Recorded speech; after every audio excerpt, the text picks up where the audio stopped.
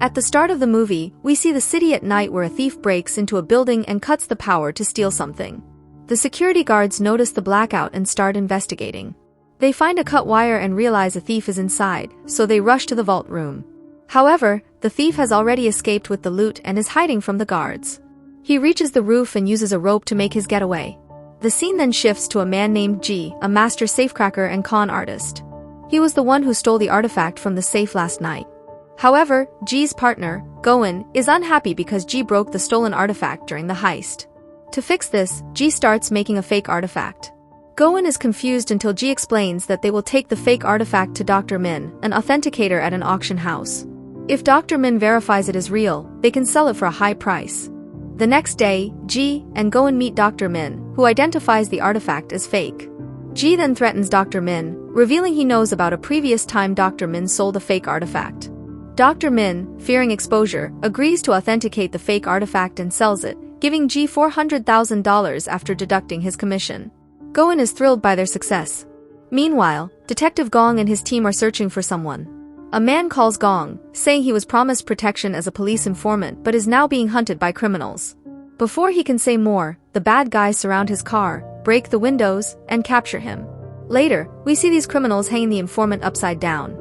He was an accountant for a crime boss named Cho but became an informant. Cho, learning about the betrayal from corrupt cops, captures and kills the accountant by encasing him in cement. Back with G and Goen, they've spent a lot of the money from selling the artifact and start making counterfeit bills. They succeed in making the bills, but there's a problem. If alcohol spills on them, the ink disappears, revealing the bills as fake.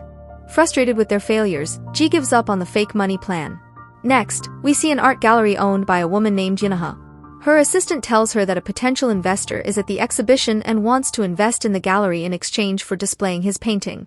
Yunaha decides to meet this investor, who turns out to be G, planning to rob the gallery. G shows Yunaha a painting of his dream lover, which happens to look like her. Flattered, Yunaha agrees to G's terms to increase his profit percentage. Goen then questions G about his sudden interest in investing in the gallery. G tells Goen to stop overthinking and just find a top-class hacker. We are introduced to a hacker named Zhang, who easily hacks into a cybersecurity company's system and sabotages it. Zhang's plan is to make the company's stock price fall so he can buy shares cheaply and become a legal shareholder. Goen finds Zhang and takes him to meet G in a bar. G convinces Zhang to join their team. They need a hideout, so Goen contacts his friend Turbo to show them a place. The next day, Turbo takes them to a secret hideout but demands a high rent. G figures out that the place belongs to the government and calls Turbo's bluff, getting the place for a lower rate. G starts searching for his next target and decides on Jewelry Street because of the heavy investment by Chinese investors. Goen visits a jewelry store but only sees low-quality jewelry. To access the VIP area where the diamonds are, G plans to use Yunaha. He charms her into taking him to the store, where the manager, impressed by Yunaha's rare diamond necklace, takes them to the VIP area. G memorizes the layout. Meanwhile, crime boss Cho is furious about not getting a political nomination and plans to rob a politician, needing the best safecracker and con artist. Cho's goons capture all the city's safecrackers, but none can crack the complicated safe, so Cho holds them captive. G perfects his heist plan and sends Goen to create a drunken disturbance outside the jewelry store to trigger the alarm. The police arrive, but Zhang hacks the street and store cameras, erasing all records. G activates a smoke box inside the store, causing the police to call for backup. Zhang jams the police radio, preventing backup from arriving. G and Goen enter through the back door, and G starts drilling the safe in the VIP room. The store isn't soundproof, and the police hear the drilling. Zhang alerts G, and Goen distracts the police by breaking a car window. This gives G time to open the safe and steal $3 million worth of diamonds. The next day, news of the diamond heist is everywhere, and Cho is impressed, wanting these robbers for his plan.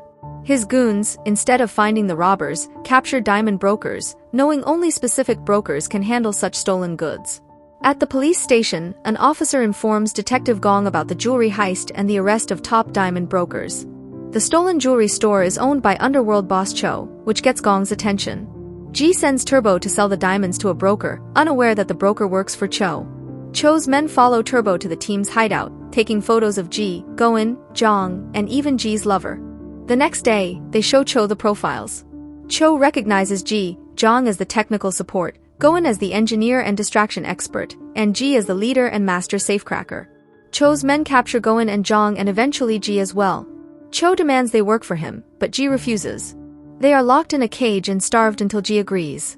Cho reveals their task, stealing $150 million from a politician, offering a 5% commission. Ji is surprised by the amount, knowing it's not kept anywhere in the country. Cho explains they must steal from the politician, and Ji reluctantly agrees. Go-in is unhappy with the arrangement. The next day, Cho's team gathers information about Incheon Customs, the first port of entry into Korea, with super tight security and a corrupt customs director working for the ruling party. The party hides all its illegal funds in a security warehouse at Incheon Customs. The cash is stored in a container, which Cho's team has to steal. The boss's guard explains that there are 50 guards at the customs, positioned 10 minutes apart from the container, meaning they only have 10 minutes to complete the heist. Go-in points out that the weight of the cash is about 3 tons, making it impossible to steal within that time frame. Ji suggests that even if they manage to bypass the sensors, guards, and surveillance, they wouldn't be able to get past the port's checkpoint. The boss, however, assures them he can handle it. He explains that they will exchange the cash with paper coupons from a paper company he imports from China, which won't raise any suspicion because he has been importing this paper for a long time. Cho takes Jong aside and tells him he knows Jong plans to betray his team, just like he did with his previous friends. Cho gives Jong a lot of money, instructing him to keep an eye on Ji and Go-in. Jong is terrified but agrees. Meanwhile, Ji, sitting on the roof drinking, remembers his late master, Mr. Oh, a brilliant artist who passed away. The next day, Ji apologizes to Yunha for not being able to talk to her earlier because he was busy. They go for a walk, and Yunha tells Ji she wants to expand her art gallery and has contacted a museum in Abu Dhabi. Detective Gong arrives with his team and takes Ji to the police station for questioning about the diamond robbery. In the interrogation room, the detective confronts Ji with clues linking him to the theft. Ji denies involvement, stating the police have no solid evidence against him. The police reluctantly release Ji. The next day, Detective Gong raids Ji's flat with his team, but Ji has already fled with his crew. During the investigation, the police find a secret room with many photos and details of Ji's plans, including a hint about a heist at Incheon Customs on May 14th. Gong realizes that Ji left these clues intentionally to alert the police.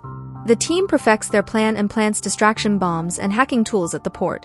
Jong hacks the security system to take control. While practicing safecracking, Ji tells Go-in he plans to double-cross Cho because he knows Cho will kill them once the job is done. Ji has set up a fake paper company to steal all the money and plans to redirect the customs documents to this company instead of Cho's. Jong overhears this plan through a bug he planted on Go-in and informs Cho. Cho is furious but can't confront Ji yet as he still needs him to crack the safe. Meanwhile, Cho's guard provides new information, revealing that Ji has been framing Cho from the beginning. Yunha, thinking Ji is a criminal trying to use her, ignores him. Desperate, Ji tells her he knew her father, who was his master and taught him everything. He explains that someone killed her father, and he seeks revenge. Despite this, Yunha doesn't trust Ji and starts to leave. Cho's goons then kidnap her. After this, we see the Incheon port where the boss and the team arrive for their mission. On the signal from Boss Cho, Jong detonates the bomb he had set, causing a massive explosion. Jong then hacks the port's security system, disabling all sensors and CCTV cameras for 45 minutes. This diversion causes many security trucks to be stuck inside, one of which is driven by Cho's people. They manage to reach the room where the money container is kept without being noticed. They open the container and start their work. The job of cracking the safe falls to Ji, who manages to open it on time. Inside, they find $150 million in cash. While the team is thrilled, they still face the challenge of getting the money out. They start loading the money onto the truck and move it out. Meanwhile, the police arrive at the port because they anticipated that Ji and Cho would be up to something. As the team offloads the money from the truck and transfers it to a container to be taken away by boat, a police truck arrives. Ji stops to distract them but has a different plan. He changes his clothes and heads to the customs office to change the address of Cho's import container, so it gets sent to his company instead. However, Cho is already aware of Ji's plan. He confronts Ji at the customs office, slapping him and revealing that he knows Ji is Mr. O's disciple seeking revenge. Ji demands to know why Cho killed Mr. O. Cho explains that he had asked Mr. O to commit a robbery, but when he refused, Cho had him killed. Cho then shows Ji a necklace belonging to his girlfriend, indicating she is in Cho's custody. He forces Ji to distract the police by driving his car past them. As Ji drives past the police, Detective Gong recognizes him and a chase ensues. The police quickly surround Ji's car, but Ji exits the vehicle with a briefcase. Gong demands to inspect the briefcase, but Ji knows it contains a bomb planted by Cho. To prevent casualties, Ji jumps into the sea with the briefcase but is shot by a policeman before he can do so. Meanwhile, Zhang, the traitor, kills Goen to get a larger share of the loot. The next day, the container from the port reaches Cho's warehouse, but when Cho checks it, he finds fake papers instead of money. Realizing Ji's deception, Cho calls Ji, who taunts him and reveals he has prepared another surprise. Cho then hears the police are rapidly approaching his warehouse. Ji had already sent evidence of Cho's crimes to the police, leading to an arrest warrant against him. The police raid Cho's warehouse, leading to a fierce battle between the police and Cho's goons.